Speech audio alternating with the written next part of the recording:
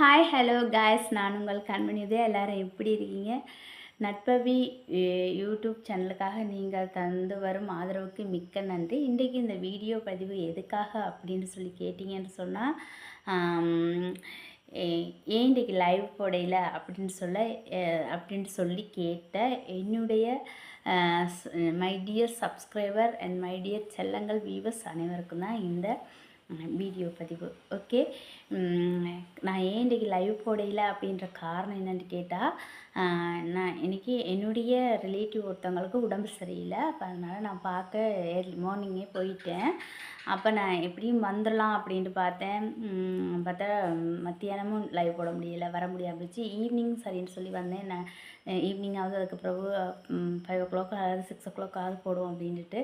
அப்போ நான் வந்து கொண்டிருந்தேன். இடையில் வந்துட்டு வீட்டுக்கு கூட வரையில் வந்துட்டுருக்கும்போது தான் எனக்கு ஒரு பேட் நியூஸ் வந்தது. என்னென்னு கேட்டால், நான் வந்துட்டுருக்குறேன். அப்போ அவங்க சொல்கிறாங்க, அவங்க டெத் ஆகிட்டாங்க, அதாவது இறந்துட்டாங்க அப்படின்னு சொல்லி.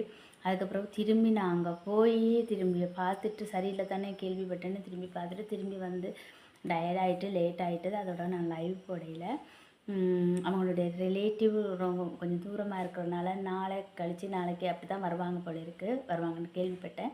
அதனால் இறுதி சடங்கு நாளை கழித்து நாளாண்டைக்கோ அல்லது அதுக்கப்புறம் தான் நான் நடக்கும்னு நினைக்கிறேன். அப்போ தான் நான் போவேன்.